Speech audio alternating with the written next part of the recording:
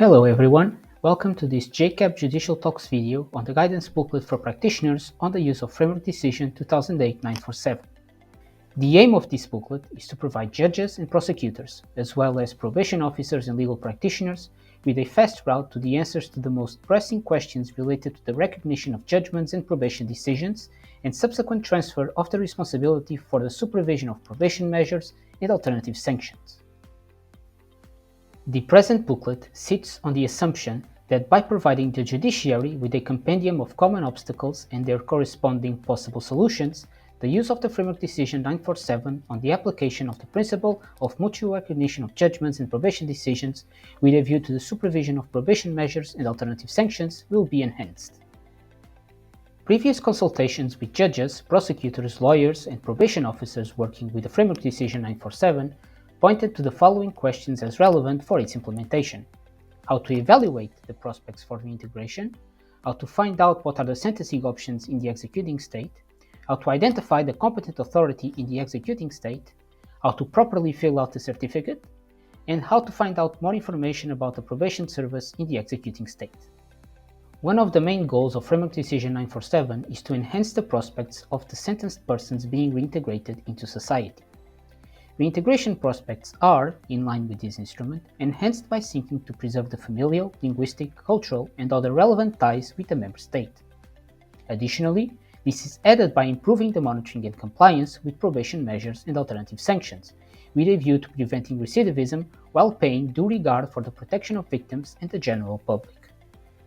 Looking at Recital 8, three sets of priorities apply when measuring the reintegration prospects: the ties with the executing state, preventing recidivism, and victim protection.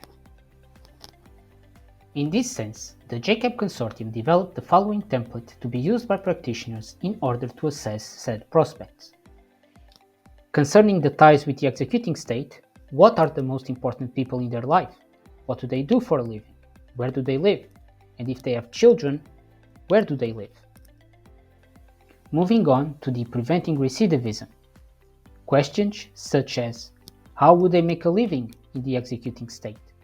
Where would they find a meaningful job? Where would they live? Could they describe the area where they would live? Who would be there for them if they needed help? And if they have incurred debts? If so, how would they deal with them? When it comes to victim protection, main questions such as where is the victim living and if they are in contact with the victim. In countries where victims may be informed or consulted regarding the situation of the sentenced person, you could ask for a victim impact statement or a similar report that can inform you about the victim's position in relation to the person's movement to the executing state. It is important to note that these questions are to be considered on a case-by-case basis and only together as they interact with each other. They are only detailed in this manner so as to structure your evaluation regarding their reintegration prospects. As already mentioned, the second issue identified by authorities is the identification of sentencing options and the probation decisions in the executing state. In this regard, there is a couple of options you can use. The indirect route includes contact with the European Judicial Network contact point in the issuing state in order to clarify any issues. If necessary, the AGN contact point will liaise with the contact point in the potential executing state and will obtain the information. As for the direct route, you can access the following websites to gather more information. For example, the Fiche Belge available in the EGN website. You can also access NLEX, a common gateway to national law, the website of the Confederation of European Probation, which includes a chapter on national probation systems and relevant legislation. You can also directly access the websites of the Ministries of Justice of the executing state to understand their penal code. Finally, you can access the JCAP project website, which includes in the informative materials section information about the sentencing options in Austria, Belgium, France, Italy, Portugal, Romania, and the Netherlands. Please note that when consulting different websites for relevant legislation, one should verify if websites are official or belong to credible sources, or if the information provided is updated. On the identification of the competent authority in the executing state, you can use the Judicial Atlas of the European Judicial Network. To facilitate the use of this tool, you can find on page 8 a detailed step-by-step procedure to identify the competent authority. To have a better understanding of how to fill out the transfer certificate, you can either use the form offered in Annex 1 of the Framework Decision, or use the compendium function in the EGN website. As the second option appears to be faster and easier to use, you can find in page 10 a detailed step-by-step procedure on how to use the compendium function and fill out the transfer certificate online. Throughout the JCAP project, practitioners put forward a number of promising practices which could be beneficial to a successful mutual recognition of sentences and transfer of proceedings, which are identified on page 13. This includes adapting the sentence ab initio to the executing state legal system in order to ensure easier transfer and execution, well-established and standardized workflows between courts and probation services, national probation services acting as clearing agencies assessing options to adapt incoming supervision requests, cross-border training for better international cooperation, for example between Germany and Austria and Portugal and Spain, and finally, a central authority being in charge of cross-border cases.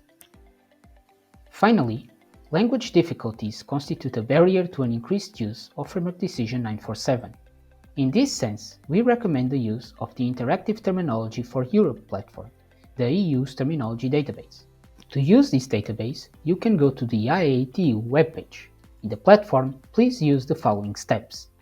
Firstly, choose the source language, i.e., the language of the term to be translated.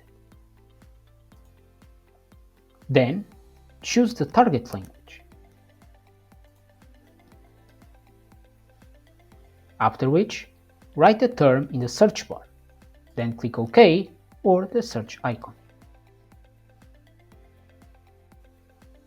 The results will show possible translations, including one selected as the preferred choice. Similarly, by selecting on the Expand Collapse icon, one will be able to access complementary information such as term definition, references, contextual usage, and additional notes. We thank you for watching this video on the JCAP project's guidance booklet on Framework Decision 947.